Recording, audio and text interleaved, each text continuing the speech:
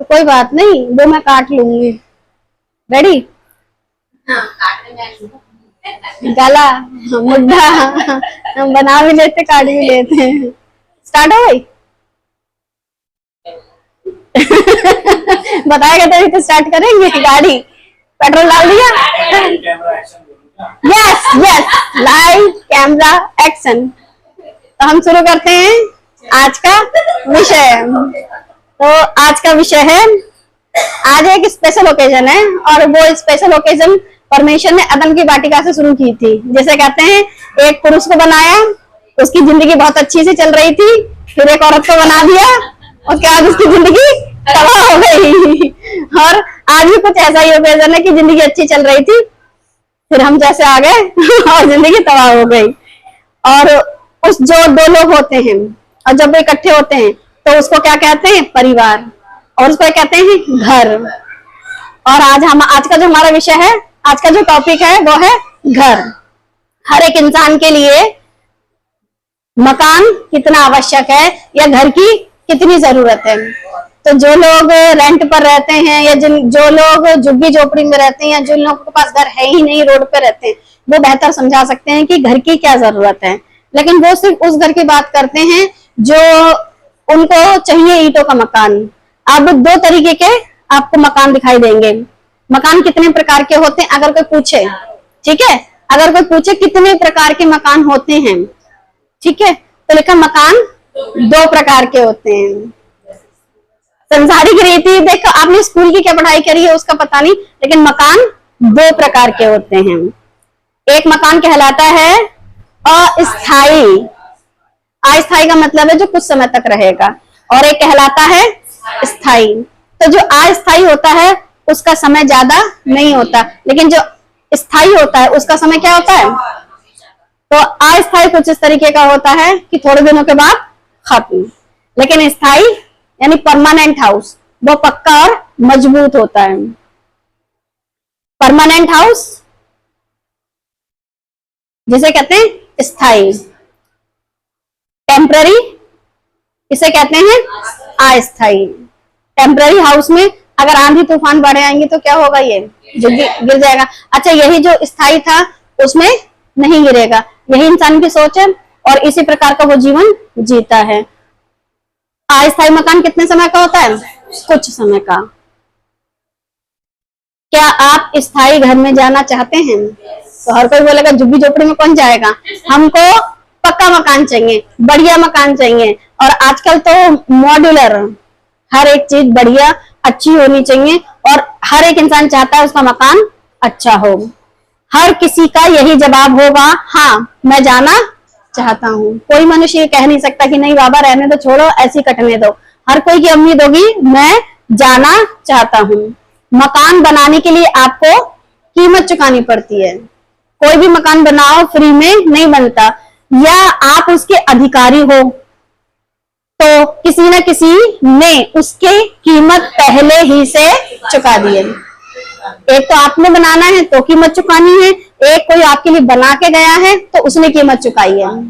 क्योंकि बिना कीमत चुकाए कोई भी वस्तु मिलती नहीं है। और यहाँ पर जब बात आ रही मकान की, तो एक बहुत बड़ी कीमत चुकाई, और जब बहुत बड़ी कीमत चुकाई है तो बड़ा मकान मिला। छोटी कीमत चुकाओगे तो छोटा मिलेगा, बड़ी कीमत चुकाओगे तो फिर भले ही वो आपके बुजुर्गों ने कीमत चुकाई हो या फिर आपने। इस संसार में कुछ भी फ्री नहीं है। अस्थाई मकान हो या फिर स्थाई मकान हो। अस्थाई घर में आप कुछ ही दिन रह सकते हैं, फिर वो टूट जाता है और एक दिन आप भी दुनिया से जा सकते हैं। फिर दूसरा है स्थाई घर में आप हमेशा तक रह सकते हैं। अब ये स्थाई मकान जो संसार का दिख रहा है आपको, ये जो दिखाई दे रहा है, लोग कहेंगे कि मतलब पक्का मकान, लेकिन यहाँ हम लेके चलेंगे बाइबल से स्थाई और अस्थाई। ये है स्थाई और ये है अस्थाई। अगर कोई आपको आपके घर जाने ना दे तो क्या वो आपका दोस्त है या आपका दुश्मन है? इस दुनिया में आपसे कोई बोले कि बेटा अपने घर मत जा, मेरे साथ चल, और जबकि आपके घर में अच्छी खासी ऐशो आराम की कट रही है, और फिर भी कोई आपको बोले कि अपने घर मत जा, तो ऐसे इंसान को आप अपना क्या कहोगे? मित्र? आपका मित्र नहीं होगा, दुश्मन यानी कि शत्रु होगा। ऐसे इंसान के साथ आपको मित्रता रखनी है तो संसार के साथ काहे रख रहे हो? संसार के साथ मित्रता मत करो। इसीलिए तो परमेश्वर के सेवक ने कहा था, राजा फिरौन इजरायलियों को अपने घर जाने नहीं दे रहा था। क्या वो उनका दुश्मन था? ठीक है, उनका वो दुश्मन था, बिल्कुल वो उनका क्या था? दुश्मन था। फिर भी 40 साल के सफर में वो याद क्यों करते थे? अब आपको दिखाएंगे कि उनकी कंडीशन क्या थी। निर्गमन 5:1, इसके पश्चात मूसा और हारून ने जाकर फिरौन से कहा, इजराइल का परमेश्वर यहोवा यह कहता है, मेरी प्रजा के लोगों को जाने दे। अब जाने दे का मतलब है जाने नहीं दे रहा था कि वे जंगल में मेरे लिए पर्व करें। फिरौन ने कहा, यहोवा कौन है कि मैं उसका वचन मानकर इजरायलियों को जाने दूं? मैं यहोवा को नहीं जानता और मैं इजरायलियों को नहीं जाने दूंगा। इजरायलियों को जाने नहीं दूंगा। अब जब वो इस तरीके की बातें कर रहा है और जो वहां के जो लोग हैं इसके सपोर्ट में थे, इसके पक्ष में थे कि इसके विपक्ष में थे? इसको पसंद करते थे राजा फिरौन को कि नहीं करते थे? क्यों? अपने यहां रख रहा है, तुमसे क्या करवा रहा है? गुलामी, मजदूरी, तुमको सुकून से जीने नहीं दे रहा है। लेकिन एक तरफ एक परमेश्वर है जो कहता है मेरे लोगों को जाने दे। अच्छा, जो लोग इस संसार में हैं आज भी उनको गुलामी करना बहुत पसंद है और इसी संसार में रहना बहुत पसंद है और वो आजाद होना नहीं चाहते हैं। और मसीह समाज में तो यह हाल हो गया है कि मसीह में आ गए फिर भी पास्टर के गुलाम, फिर भी संस्था के गुलाम, फिर भी दसमांश के गुलाम, फिर भी किसी न किसी तरीके की भाषा पाने के गुलाम, और भी बहुत सारी ऐसी चीजें हैं जिनके वो गुलाम बन करके बैठे हैं, जिसे कहते हैं रिचुअल्स यानी कि त्योहार, उनके गुलाम। बड़ा दिन मना लो, गुड फ्राइडे मना लो, ईस्टर मना लो, जो कि बाइबल में कहीं नहीं लिखा है मना लो, लेकिन फिर भी इन लोगों को क्या अच्छा लग रहा है? गुलामी। अब इनको भी क्या था? गुलामी में थे, निकलना चाहते थे, लेकिन फिर भी अच्छा लग रहा था ये सब कुछ। उन्होंने कहा, इब्रियों के परमेश्वर ने हमसे भेंट की, इसलिए हमें जंगल में 3 दिन के मार्ग पर जाने दी कि अपने परमेश्वर यहोवा के लिए बलिदान करें, ऐसा ना हो कि वह हम में मरी फैलाए या तलवार चलवाए। अब साफ साफ राजा फिरौन को क्या मिल गई? चेतावनी। ऐसे ही जीवित परमेश्वर चेतावनी दे करके, समझा करके, बता करके काम करते। कोई भी काम अचानक से नहीं करते हैं। मिस्र के राजा ने उनसे कहा, हे मूसा, हे हारून, तो क्यों लोगों से काम छुड़वाना चाहते हो? तुम जाकर अपने अपने बोझ को उठाओ। अब ये समझा रहा है, मैं इनका भला चाहता हूँ क्योंकि मैंने इनको नौकरी दी है और तुम इनकी नौकरी छुड़वा करके क्यों ले जा रहे हो? अच्छा खासा काम कर रहे हैं, अच्छी खासी नौकरी है, अच्छी खासी तनख्वाह है, सुकून से रह रहे हैं, बच्चे पढ़ रहे हैं, खा रहे हैं, तुम जबरदस्ती इनके पीछे लगे उनकी नौकरी छुड़वाने के लिए। ऐसे कितने ही लोग हैं, जब किसी को वचन सही से सुना और फिर वो काम, वो नौकरी, वो मजदूरी जो परमेश्वर के वचन के खिलाफ होती है वो छोड़ देते हैं। तो बहुत सारे लोग राय देते हैं, अरे कहाँ तुम चक्कर में पड़ गए? अच्छा खासा काम कर रहे थे, कहाँ तुम यीशु मसीह के चक्कर में पड़ गए, अपना काम छोड़ के बैठ गए? क्योंकि बहुत से ऐसे काम है, जैसे शराब पे, अगर कोई शराबी शराब को बेच रहा है और वचन पता चल जाए, अगर वो शराब बेचना बंद कर दे तो उसका तो प्रॉफिट की जगह लॉस हो जाएगा। लेकिन अगर वो बंद कर दे तो आज्ञा किसकी मानेगा? बीड़ी सिगरेट जो बेचने वाले जो हैं और जो खुद को अपने आप को मसीह का कहते हैं, वो अगर बेचना बंद कर दें परमेश्वर की बात मान करके, तो लॉस भले ही यहाँ हो रहा है, लेकिन आप किसी को जहर बेचने से बच रहे हो। लेकिन बहुत सारे लोग क्या चाहते हैं? अरे अंधी कमाई हो रही है, इसी में कमाई हो रही है, क्यों? लेकिन आप काम कर रहे हो, लेकिन गुलामी किसी की कर रहे हो। जो नशे की आदत आपको नहीं है लेकिन आप दूसरों को डाल रहे हो, और जिसके चलते आप संसार में गुलाम बने बैठे। और ये भी बड़ा अच्छे से ऐसा लग रहा है कि जाओ अपना काम करो, उन्हें अपना काम करने दो। ऐसा लग रहा है कि ये क्या चाह रहा है, इनसे बड़ी मोहब्बत रखता है, इनसे मोहब्बत है, या इनको अपनी गुलामी में दबा के रखना चाहता है। देखने से तो लग रहा है कि बड़ी मोहब्बत है, लेकिन है नहीं। अगर होती तो राजा महाराजा के जैसे जीवन क्यों नहीं जी रहे थे? गुलाम बन के क्यों जी रहे थे? लिखा है, और फिरौन ने कहा, सुनो, इस देश में वे लोग बहुत हो गए हैं फिर तुम उनको उनके परिश्रम से विश्राम दिलाना चाहते हो। मतलब उनकी जनसंख्या इतनी हो गई है, अगर तुम उनको कहीं ले गए, क्या खाएंगे, क्या पिएंगे, क्या पहनेंगे, दिक्कत हो जाएगी। तो जो अच्छा खासा काम कर रहे हैं उनका काम छुड़वा दोगे। कहते हैं ना, अरे यार अच्छा खासा काम चल रहा था, उसके बहकावे में आके मेरा काम छूट गया। तो यहाँ पर भी यही था कि तुम उनका काम छुड़वाना चाहते हो। काम छुड़वाना चाह रहे हो या गुलामी से आजादी। आज अगर हम किसी को कहते हैं 10 वांस मत दो, अच्छा उसकी गुलामी छुड़वा रहे हैं या फिर उसका पैसा हमें मिल रहा है। तुम 10 वांस दे रहे हो। और एक नई चीज चली है, जिन लोगों ने 10 वांस देना छोड़ दिया, उन लोगों ने देना ही छोड़ दिया। ये बहुत चल रहा है मसीह समाज में।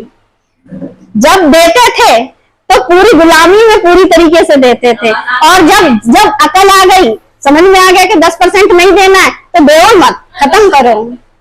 ये चीज बड़ी खुला चल रही है, और जिसके चलते बहुत लोग क्या कर रहे हैं, कसमें हैं कि भाई तुमको सिखाया था कि मत 10 वांस मत दो, ये नहीं सिखाया था कि मत दो। क्या सिखाया था और क्या सीख गए? कुछ भी सीखते चले जा रहे हैं।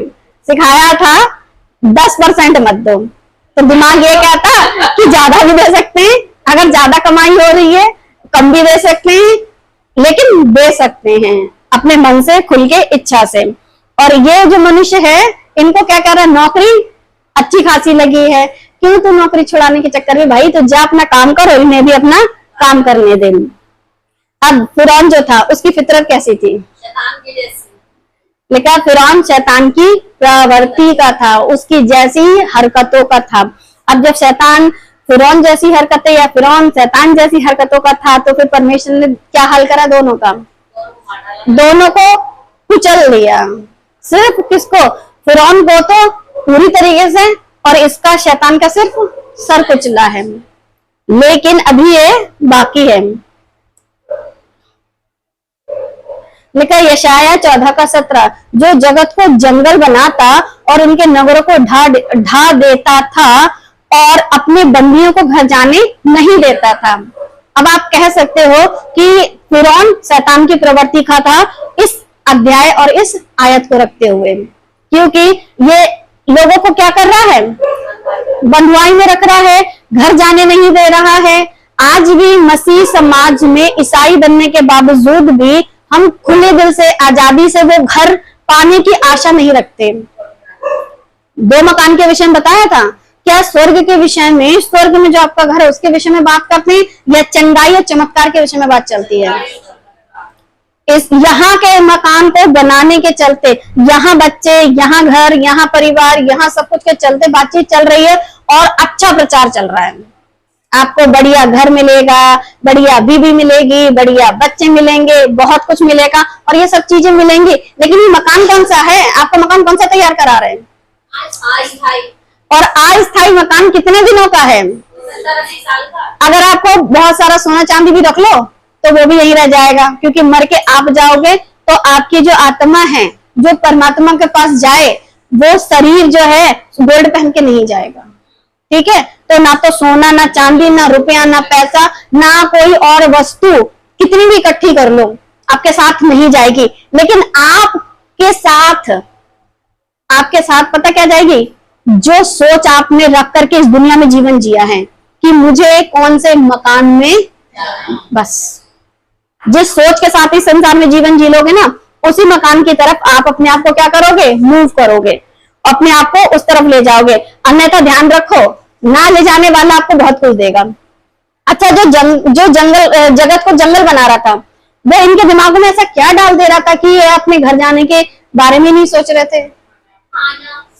आपको इतना उलझा दिया जाएगा, लालच से बाद में आएगा, आपको इतना उलझा दिया जाएगा समस्याओं में, घर में, परिवार में, बच्चों में, जिम्मेदारी में, इसमें उसमें, जाने किस किस बातों में आप इतना उलझ जाओगे कि इनके चलते लालच तो आ ही जाएगा। फिर लालच बाद में आता है, पहले जीवन में हमको क्या लगता है? ये जिम्मेदारी, वो जिम्मेदारी, वो जिम्मेदारी। अच्छा, जिनके पास सब कुछ होता है तब उनके पास लालच आता है। जैसे बहुत पैसा है, बीवी सुंदर नहीं है तो सुंदर बीवी चाहिए, आ गया लालच। अच्छा बीवी तो सुंदर है मगर पैसा नहीं है, आ गया लालच। सुंदर क्या चाहिए फिर? बढ़िया बीवी चाहिए, या फिर बढ़िया पैसा चाहिए, या फिर बढ़िया पति चाहिए। मतलब जिस चीज की कमी लगती है तो वही बढ़िया चाहिए। लेकिन आप ऐसा करते करते जीवन जियोगे तो क्या यीशु मसीह ने जो आपके लिए घर बनाया है वहां जा पाओगे? ये मनुष्य जाने नहीं देता, और जो इसकी आराधना करते हैं वो भी जाने नहीं दे रहे हैं। मत्ती 11:28, हे सब परिश्रम करने वालों और बोझ से दबे हुए लोगों, मेरे पास आओ, मैं तुम्हें विश्राम दूंगा। अब दूसरी तरफ यीशु मसीह कहते हैं मैं विश्राम दूंगा। एक वो व्यक्ति था, क्यों इनका विश्राम छुड़ाना चाहते हो, इन्हें विश्राम देना चाहते हो, इन्हें काम करने दो। एक तरफ यीशु कह रहे हैं इन्हें काम नहीं, इनको क्या चाहिए? विश्राम। हे सब परिश्रम करने वालों और बोझ से दबे हुए लोग, मेरे पास आओ, मैं तुम्हें विश्राम दूंगा। फिर आगे कहता है मेरा जुआ अपने ऊपर उठा लो। अब जो यीशु मसीह का काम है वो भारी काम नहीं है, इसलिए मेरा जुआ उठा लो और मुझसे सीखो, क्योंकि मैं नम्र और मन में दीन हूं। वहां पर नम्रता दीनता नहीं थी। कोई भी किसी को मार रहा था, कोई भी किसी की बीवी ले जा रहा था, कोई भी किसी का धन लूट रहा था, और आज भी यही चल रहा है। हर तीसरे घर में, हर चौथे घर में आप न्यूज बदलो, फोन में न्यूज देखो, आपको यही मिलेगा। लेटेस्ट चल रहा है, लड़कियां अपने पतियों को मार दे रही हैं। कुछ दिनों पहले चल रहा था लड़के अपनी पत्नियों को मार दे रहे हैं। ये सब चीजें कंटिन्यू चल रहा है। उसके पीछे का कारण क्या है? ये लोग चाहते ही नहीं है ऐसी जगह जाना, क्योंकि इनको इसी संसार में सब कुछ पाना है। भाई ये वाला पति अच्छा नहीं है, इसके पास पैसा नहीं है, इसके खत्म कर दो। यही तो, वरना क्यों खत्म कर रहे? अच्छा नहीं है, खूबसूरती पसंद नहीं है, अच्छा नहीं है, पैसा नहीं है, अच्छा नहीं है, आजादी से जीने नहीं दे रहा, कोई ना कोई तो रीजन है मारने का। बिना रीजन के कोई भी ऐसा नहीं कर रहा। अब ऐसी कंडीशन में ये लोग किसके गुलाम है? अपनी मनसा से, शैतान की पूरी रीति से गुलाम है। लेकिन यही आप यीशु में आ जाओगे तो, बीवी मोटी है बदल नहीं सकते, आदमी मोटा है बदल नहीं सकते, बीवी काली है बदल नहीं सकते। क्यों? अब तो एक से बंध गए हैं, और जब एक से बंध गए हैं, एक से साथ शादी हो गई है, तो फिर सोच बदल जाती है। अब जैसी भी है जीवन इसी के साथ गुजारना है। तो फिर क्या हुआ? आपका बोझ कैसा हो गया? अब किसी की भी बीवी दिखाई दे या किसी का भी पति दिखाई दे, फर्क नहीं पड़ता, यही है, इसी के साथ अपना जीवन व्यतीत करना है। तो बोझ हल्का हो गया। अब आपको लालच भी नहीं है, अब आप टेंशन में भी नहीं हो, इसके जिसके साथ हो उसी के साथ जीवन व्यतीत कर रहे हो। आपका बोझ क्या हो गया? हल्का। तो यीशु कहते हैं मुझसे सीखो, मैं नम्र हूं, क्योंकि लिखा है और तुम अपने मन में विश्राम पाओगे। इंसान का मन में क्या लगा हुआ है? रोग लगा है। अब अगर मन में ही विश्राम आ जाए, फिर किसी का धन रखा हो या किसी का तन रखा हो या किसी का कुछ भी रखा हो, आपकी नजर वहां नहीं जाएगी। निर्गमन 20:2, मैं तेरा परमेश्वर यहोवा हूं जो तुझे दासत्व के घर अर्थात मिस्र देश से निकाल लाया है। अब देखो, एक तरफ परमेश्वर गुलामी से निकाल के ला रहा है, यीशु विश्राम दे रहे हैं, और शैतान क्या कर रहा है? करने दो काम। और जो आपको ऐसा प्रचार करके बता रहे हैं, ध्यान रखिए, वो आपको परमानेंट हाउस में जाने नहीं देंगे। यशाया 11:10, उस समय ईसा की जड़ देश देश के लोगों के लिए एक झंडा होगी, सब राज्यों के लोग उसे ढूंढेंगे और उसका विश्राम स्थान तेजों में होगा। अब है ईशा की जड़। ईशा दाऊद का कौन था? पिता। ठीक है, वहां उसी वंशावली से निकले मसीहा, और मसीहा कह रहे हैं मेरे पास आओ, मैं तुम्हें विश्राम दूंगा। तो मसीहा के विषय की जो ये बात निकली है कि राज्य राज्य के लोग उसे ढूंढेंगे, और विश्राम अगर कोई आपको दे सकता है तो कौन दे सकता है? यीशु मसीह के अलावा कोई विश्राम नहीं दे सकता। संसार में रहकर अगर, लिखा है संसार में रहकर अगर घर इतना महत्वपूर्ण है, तो जिस शरीर में आप रहते हो, तो क्या आप जानते हो यह सिर्फ एक टेम्पररी हाउस है। आपकी जो बॉडी है इसे कहेंगे टेम्पररी हाउस। अभी तक हम कौन से घर की बात कर रहे थे? वो घर जो इस संसार का है, ठीक है। उसके बाद अब जो जिस घर की हम बात कर रहे हैं वो आपकी खुद की बॉडी, यानी खुद का शरीर कैसा है? टेम्पररी, अस्थायी, कुछ समय का। लेकिन एक होता अस्थायी घर, यही देह, इसके अंदर जो है, जैसे हम कहते हैं आत्मा, वो जो है एक जगह जाएगी जिसे कहते हैं परमानेंट जगह पे जाएगी। अब आपको ध्यान रखना है कि इसको आप परमानेंट जगह पे, वो भी ऐसी परमानेंट जगह जहां पर ना रोना, ना दांतों का पीसना है, ना ही तकलीफ है, ना बीमारी है, ना कोई दुख मुसीबत है, वहां ले जाना चाहोगे या फिर दूसरी जगह जहां ये सब कुछ है, बीमारी, दुख, मुसीबत, तकलीफ, घुटन, चिड़न, गर्मी, हर तरीके की कीड़े मकोड़े सब कुछ है, इस आत्मा को जो ये अंदर जो बैठा हुआ है उसको कौन सी जगह ले जाओगे? अच्छी जगह या बुरी जगह? और अगर अच्छी जगह लेके जाना है तो इसी दुनिया में रहते हुए उस अच्छी जगह की खोज करनी है। अगर उस अच्छी जगह की खोज नहीं की तो ध्यान रखो यहाँ की मुसीबत, यहाँ की गर्मी इस शरीर को नहीं बर्दाश्त हो रही है, इसमें दिक्कत हो रही है, लेकिन जो अंदर से बात कर रहा है, आवाज जिसकी आ रही है ना, जब इसको रखा जाएगा, जब इसको रखा जाएगा ऐसी जगह पे जहां भयंकर परमेश्वर के गुस्से की आग, जलन, तपन और बहुत कुछ, तो आप क्या करोगे फिर? इसलिए मौका है, समझ लो, लिखा, लेकिन एक ऐसा लेकिन एक दिन आप अपने सदा के घर को जरूर जाएंगे। संभव ही नहीं है कि आप यहाँ हमेशा के लिए रह जाओ, एक दिन आपको। अच्छा, लोग डायलॉग भी मारते हैं, थोड़े दिन का दिन है, थोड़े दिन की जिंदगी है, एक दिन तो चले जाएंगे। कहाँ कहाँ? कहीं जाने के लिए टिकट कटाए हो? कहीं भी जाने के लिए इंसान को क्या कराना होता है? टिकट कटाना होता है। कहाँ का कटाया है? लोग तुरंत कहेंगे हमने कोई गुनाह करें, कोई पाप करें, हम तो बहुत अच्छे हैं, हमने तो कोई गुनाह नहीं करे, हमने तो चींटी भी नहीं मारी है, हम तो सीधे स्वर्ग जाएंगे। ठीक है, दरवाजा खुला मिलेगा? जब यीशु ने कहा कि मार्ग, सच्चाई, जीवन में हूँ और दरवाजा भी मैं हूँ, तो दरवाजा जो है अगर वही ना खुला हो तो बिना दरवाजे से अंदर नहीं जा सकते। आप गलत ट्रेन में हो। मनुष्य का शरीर भी एक टेम्पररी हाउस है और आपको टेम्पररी हाउस से निकल के कौन से हाउस में जाना है? परमानेंट है, यानी कि सही जगह और पक्का मकान।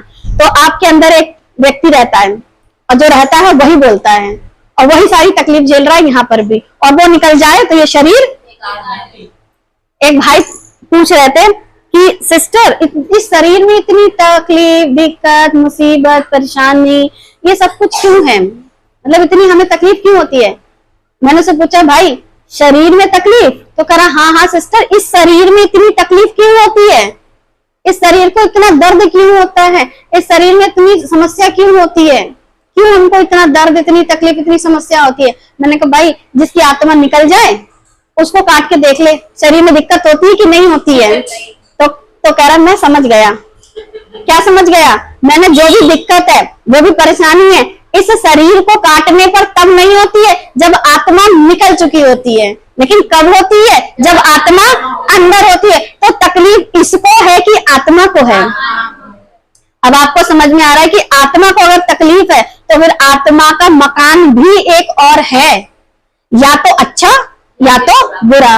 अब आपको समझना है कि कौन से मकान में जाना है, क्योंकि ये वाला जो है वो तो यही मिट्टी में गल जाएगा, लेकिन उसके बाद जो अंदर बातें कर रहा है, जिसे दर्द होता है, तकलीफ होती है, गुस्सा आता है, प्यार आता है, उसके लिए दो जगह हैं, एक परमानेंट और एक टेम्पररी। जैसे कहते हैं आपका आत्मा, जो कि दिया हुआ किसका है? परमेश्वर का। दूसरा कुरिन्थियों 5 का है, क्योंकि हम जानते हैं कि जब हमारा डेरा सरीखा घर गिराया जाएगा तो हमें परमेश्वर की ओर से स्वर्ग पर एक ऐसा भवन मिलेगा जो हाथों से बना हुआ नहीं परंतु चिरस्थायी है। हाथों से बना हुआ नहीं, और हाथों का बना हुआ यही रह जाएगा, लेकिन जो चिरस्थायी है, जो परमेश्वर की श्वास, जो परमेश्वर का दिया हुआ, वो जाएगा कहां? ऐसी जगह में जिसे कहते हैं भवन में। अब घर में क्यों नहीं जाएगा? भवन में क्यों जाएगा? भवन राजा का होता है और घर छोटे छोटे लोगों के होते हैं, और राजा कौन है? मसीहा। तो आप मसीहा के पास जाओगे तो भवन, और अगर नर्क चले गए तो आप भवन में जाओगे। तो ध्यान रखो, अगर भवन में जाना है तो अपने आप को, अपने जीवन को परमेश्वर की तरह व्यतीत करना है। क्या कोई किसी के घर पर कब्जा कर सकता है? क्या कोई किसी के घर पर कब्जा कर सकता है? बिल्कुल। अगर कोई कमजोर है तो उसके घर पर कोई भी कब्जा कर सकता है। आप ये नहीं कह सकते कि कोई किसी के घर पे कब्जा नहीं करता। मैं आपको ऐसे हजारों केस दिखा दूंगी। एक जमीन को 10 लोगों में बेच देते हैं, फिर वो 10 के 10 लड़ते रहते, करो कब्जा। अच्छा, कब्जा कौन कर पाता है? जिसके पास ऐसी वाली ताकत भी हो और ऐसी वाली ताकत भी हो और ऐसी वाली ताकत भी हो ना।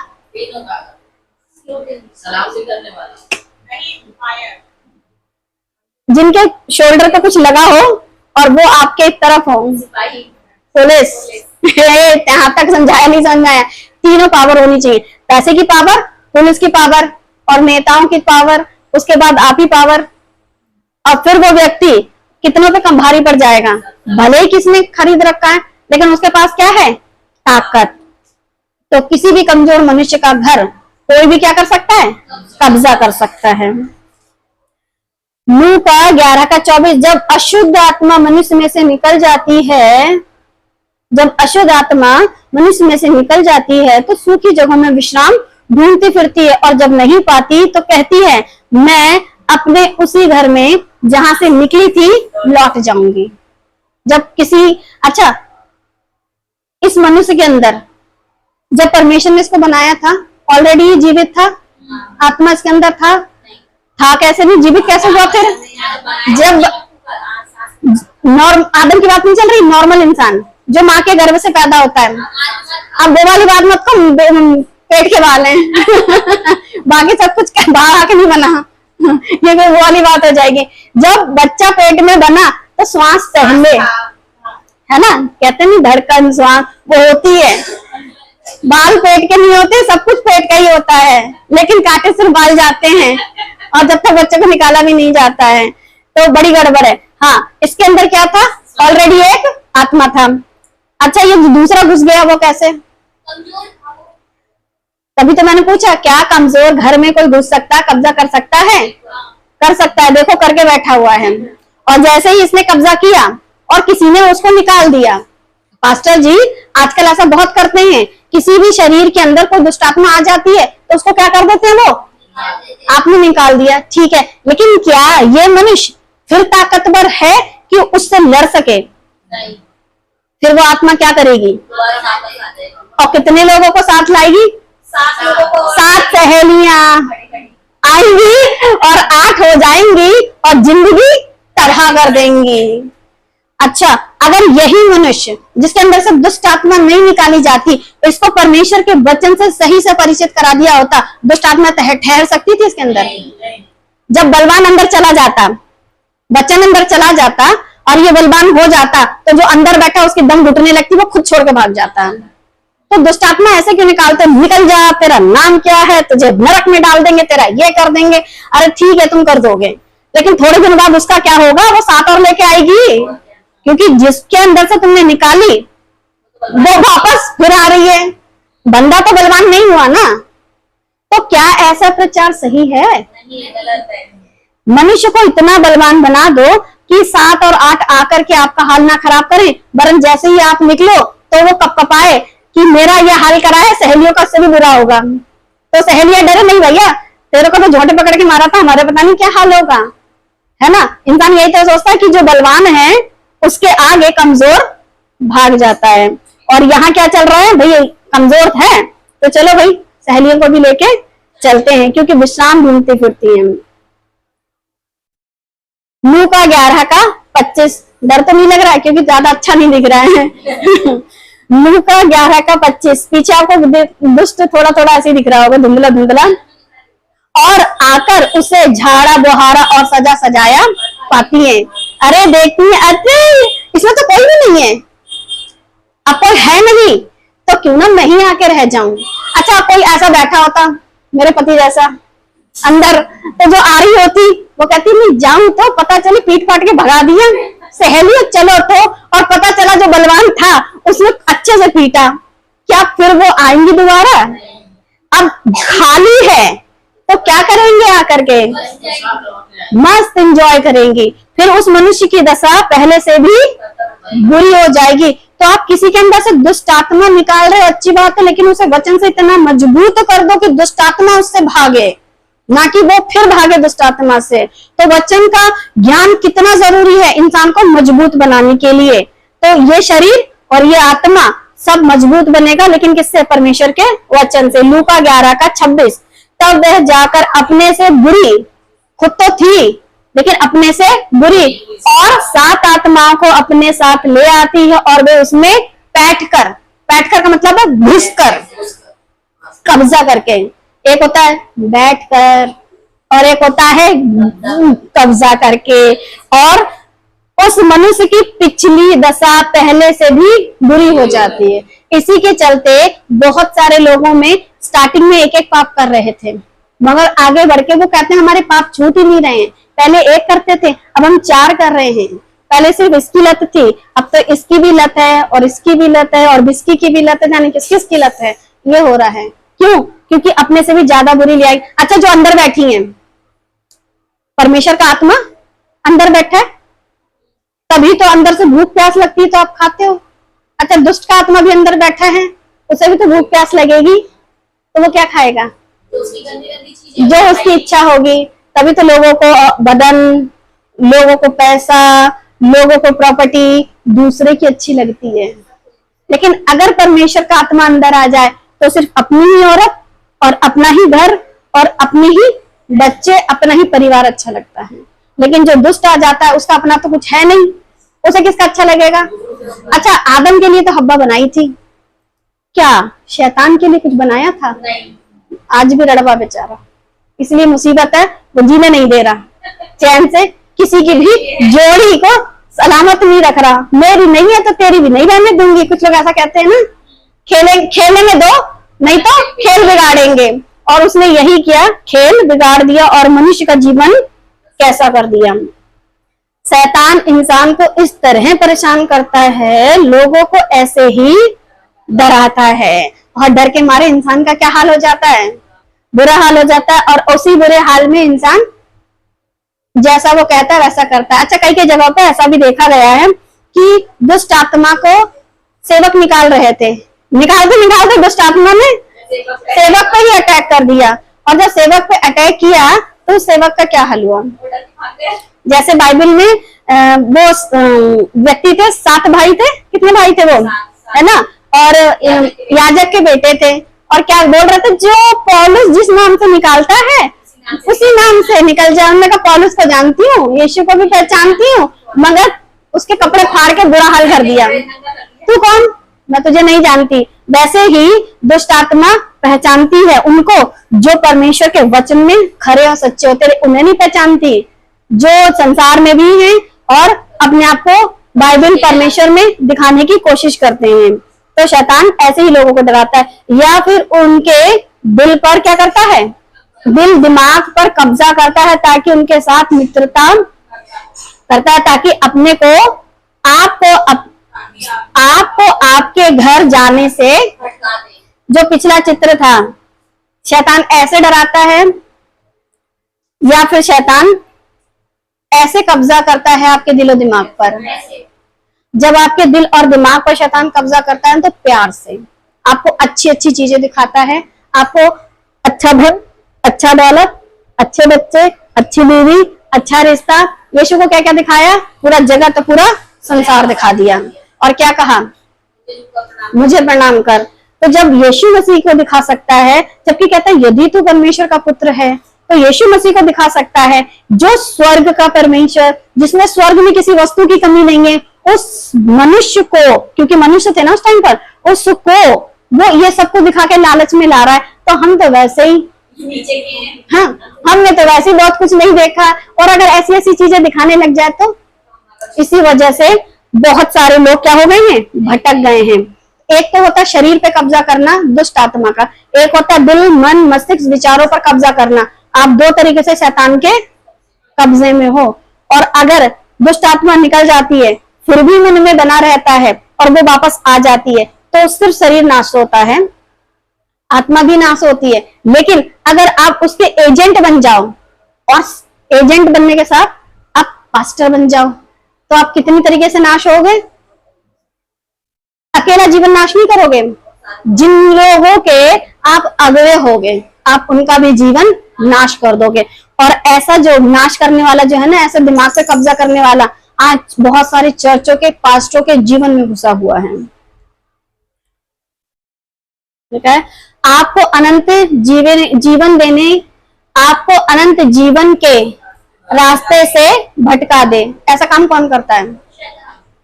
अच्छा, ये जो भेड़ का बच्चा है या भेड़ है, ये ऐसा क्या देखती हुई चली गई कि जा करके सीधे गड्ढे में गिर गई? ऐसा क्या देखा इसने? हरियाली मतलब मुझे खाने की जरूरत है, और जहां मेरा चरवाहा ले गया वहां बहुत कम घास है, सूखी घास है, चरवाहा अच्छा नहीं है, मुझे अच्छी जगह नहीं चरा रहा है, फिर मैं क्या करूं? चरवाहा तुम अलग जाओ, मैं अलग चरूंगी जा करके। फिर ये अलग से अपने लिए चारा ढूंढती है, और चारा जब ये ढूंढती है तो खुद चारा बन जाती है, खुद चारा बन जाती है और गलत जगह जाके फंस जाती है। आज भी मसीहत में पास्टर जी आप अच्छा नहीं सिखा रहे हो, क्योंकि जो वचन सिखाते हैं ना उनसे कहते सही नहीं, हम वहां जाएंगे जहां पर चमत्कार ये वो ऐसा वैसा चलता, फिर वहां जाकर के तुम कहां फंस जाओगे, तुम्हारा जीवन कहां चला जाएगा? गड्ढे में। तो अपने जीवन को बचाना चाहते हो, अपना परमानेंट हाउस सुरक्षित रखना चाहते हो, तो किसका बोझ आप अपने ऊपर लेके चलना चाहते हो? यीशु मसीह का बोझ रखना है कि दुष्ट आत्मा का बोझ रखना है? सो परमेश्वर आपको ये बुद्धि दे।